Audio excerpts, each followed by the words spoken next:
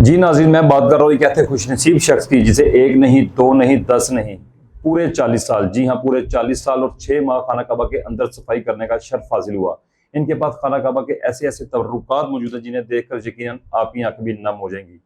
नाज़रीन, आपने खुशनसीबी का लफ्ज़ सुना होगा, लेकिन आज आपको खुशनसीबी की मुजस्सम तस्वीर दिखाते हैं। इस शख्स का नाम हाजी सखावत हुसैन ताल्लुक़ खानेवाल से है।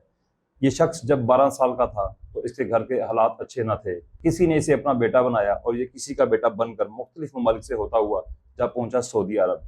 जैसे ही सऊदी अरब पहुंचा, किस्मत की देवी ने इसका हाथ थामा और फिर 40 साल इस शख्स ने खुशनसीबी के साथ किस्मत पर भी और दुनिया पर भी राज किया। नाज़रीन, दुनिया में सिर्फ 3 खुशकिस्मत अफराद हैं जिन्होंने आबे जमजम के कुएं में 100 फुट नीचे उतरकर काम करने का मौका मिला। इनमें से एक शख्स है हाजी सखावत हुसैन। जनाबे वाला ये ऐसा खुशनसीब शख्स है कि इसने न सिर्फ खाना काबा में 40 साल खिदमत की, बल्कि रोजा रसूल पर भी इससे काम करने का शर्फ हासिल हुआ।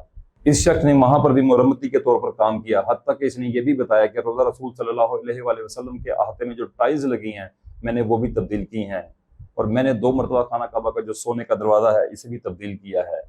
फिर एक वक्त ऐसा भी आता है कि जब खाना काबा पर कब्जा हुआ, ये शख्स भी उन लोगों में मौजूद था जिन्हें वहां पर अगवा कर लिया जाता है। इसके बाद जब फौज ने वहां पर आना था, ऑपरेशन करना था, तो इस शख्स ने फौज की मामलत की और अंदर आने में मदद की, और इसके बदले में सऊदी हुकूमत ने इसे इनाम कराम से भी नवाजा।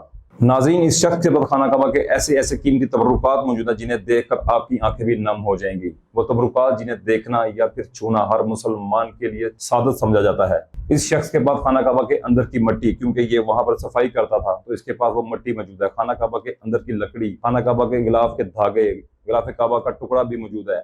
आबे जमजम के कुएं में से उतरा था सफाई के लिए, वहां जो खुशकिस्मती से इसके हाथ में जो मुकद्दस पत्थर और कंकरियां निकली, वो भी हाजी सखावत हुसैन के पास मौजूद हैं। अब हाजी साहब कहते हैं कि मैं जब भी पाकिस्तान आता हूँ, कोशिश और दुआ यही होती है कि जल्द से जल्द छुट्टी खत्म हो ताकि मैं वापस अपनी सुकून वाली जगह पर जा सकूं। इसके बाद हाजी साहब की एक और भी ख्वाहिश और दुआ थी कि मैं जब पाकिस्तान जाऊँ रिटायर होकर, तो पाकिस्तान जाके अपनी एक मस्जिद तामीर करूँ, एक मदरसा बनाऊं। तो हाजी साहब की ख्वाहिश और दुआ भी अल्लाह ताला ने पूरी की। पाकिस्तान आते ही मक्का मुकरमा के नाम से एक मस्जिद तामीर करते हैं, एक मदरसा बनाते हैं, और उसके बाद दीन की खिदमत में लग जाते हैं। क्या आपने हाजी सखावत हुसैन जैसा या इनसे बढ़कर कोई खुश नसीब शख्स देखा? तो इसके बारे में कमेंट सेक्शन में लाजिम बताइए।